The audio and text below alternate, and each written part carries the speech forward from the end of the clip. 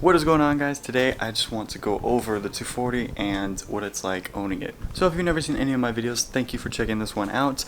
I have a 1991 240SX S13 hatch, and it's not your typical 240. As you can see, I am anything but a stancy boy. I have quite a lot of clearance under there, and we got some all-terrains on, and I'm obviously lifted, so that might give you an idea on what I use this for. So yeah, we take this thing in the dirt, and it is so much fun, and I have a video up there that you can check out of it in the dirt recently. So I got this car, and it was like 90% stock. It had lowering springs in the rear, and it had an exhaust, and that was it. I actually still have the stock rims. They're just plastic dips because I just don't want to get new rims until I do a 5-lug swap, and I'm not doing a 5-lug swap anytime soon. So if you don't know, 240s come with a 2.4 liter 4-cylinder. I'm not a big fan of that motor. With no turbo, that motor is terrible. It's not worth building. It's not worth anything. If you want to daily your car, it's fine. If you want to go fast, it is terrible. So what we ended up doing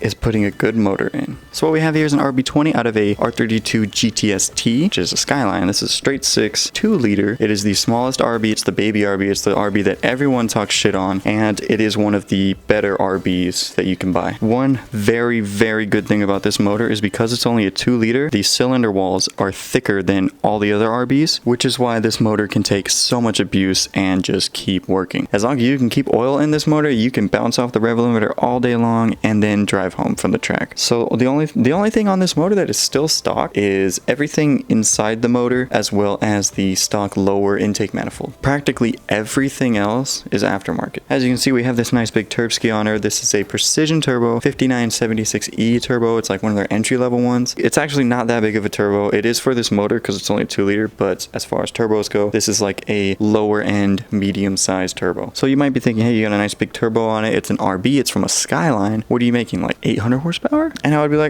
nope, I wish, but we're making 330 horsepower to the wheels on 17.5 pounds of boost, which for an RB20 is a lot. And I haven't weighed this car yet. I really need to, but I'm going to guess that this car is anywhere between 2,800 and 3,000 pounds. This car weighs anywhere between 2,800 and 3,000 pounds, and we have 330 horsepower to the wheels, which is essentially 380 to 390 horsepower at the crank, which is what the numbers that the manufacturers go by. So we can take that information and know that this car has roughly 300 horsepower per ton, which means this car has a better power to weight ratio than most V8 muscle cars on the market today, excluding things like the Hellcat and stuff that have like 600 plus horsepower. So this thing is actually very fast. Quick. So that gives you an idea on how quick this thing actually is. It's insane. So now you know a little bit about the car. If you want to check out the build process, there's so many videos on it. I'll have a playlist linked up there. You can go check that out. So moving on from all that, this car actually is my daily driver. I only have this car. I had 2 cars for a while. One was a lease, turned that in. Now I'm working on getting a new daily, but until then, this is my only car. So basically, I am dailying a caged car with bucket seats and harness, and that is my daily. I'll be honest, this has actually been a pretty good daily, apart from not having AC, not having power steering, not having a working radio. It's been pretty good. Every time I get in this car, it just feels special because I worked so hard to get this car to where it's at, and everything's working great. We're not having any issues. It's just a good feeling when everything works right after you put so much blood, sweat, tears, and time and money, honestly, into this thing. So I'm going to do a video breaking down the cost of everything because it was not cheap. I still need to do all the math for that, but I know that for sure this car, everything I've done to it, including the price of the car, is more than $17,000. So that just gives you an idea on how expensive race cars are to build. So before we go any further, you probably want to hear the car and you probably want to see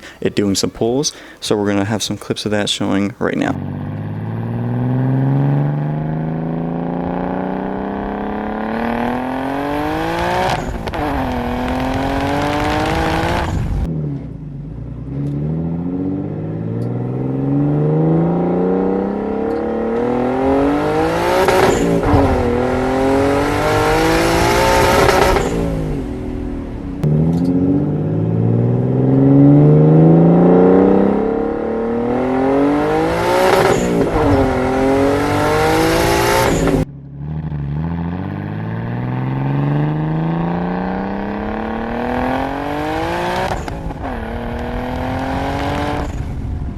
So you might be thinking, dude, what the hell is wrong with you? Why would you ruin a 240 like this? A perfectly good, almost stock 240.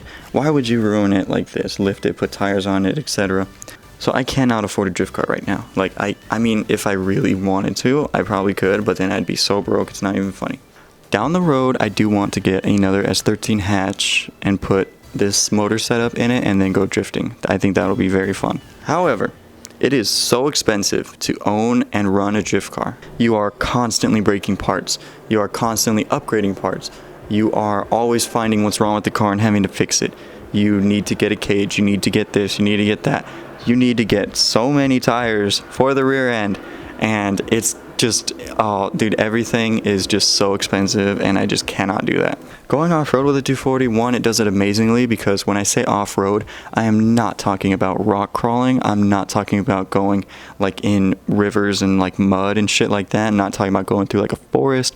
I'm talking wide open dirt, desert dirt, maybe even like rally kind of off-road. So you do not need all-wheel drive to do it. That's a very common misconception. When people see this, they think that you didn't do all-wheel drive, so why would you do that? Why would you go off-road? You're just gonna get stuck. That's not true. People who say that have never been off-road. Go online and look up dune buggy and you will see that they're all rear-wheel drive. None of them are all-wheel drive, because one, it's expensive, and two, you don't need it. So this is essentially a rally car, and it's honestly very fun. So with this being my daily, I do take this on the street way more than I go in the dirt. I've actually only been in the dirt one time with this motor setup. When I had the stock motor, I was going almost every weekend to the desert, and that was so much fun. But with this motor setup, it is amazing. It's so much faster. The sounds are incredible. It's just great. But that being said, this is kind of like a mall crawler or a pavement princess, because I'm on the streets way more than I am in the dirt. So with this being a street car, I get way too much attention in it. It is, honestly, it's a little bit insane. I'll just be driving normal, you know, just enjoying the drive and listening to the motor, and then I'll look to the person next to me and they are staring. I'll look to the person the other way, they are also staring. Some people are taking pictures, some people on sidewalks are just staring. It's ridiculous. I'll pull into a gas station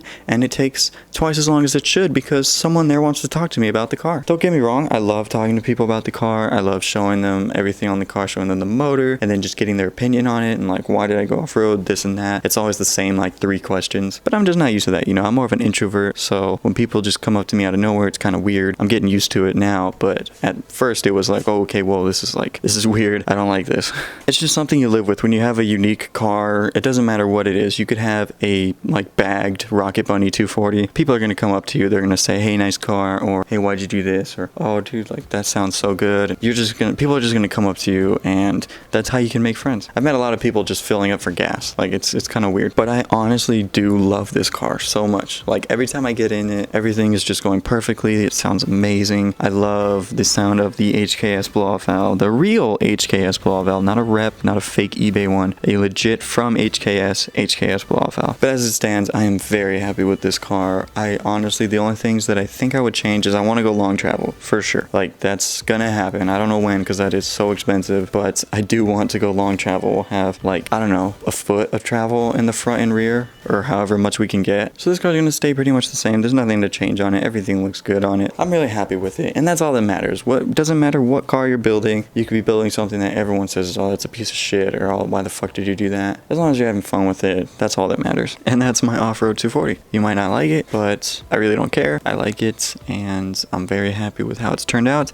and I cannot wait until we get long travel and we get big tires and just everything is just upgraded. That's gonna be awesome. But until then, I'm gonna enjoy it how it is and try not to break it. So that is going to be it for this video. Thank you so much for watching. Please leave a like if you did. Comment down below. Let me know what you guys think of the 240, and then hit that subscribe button. We'll see you guys next time. Peace.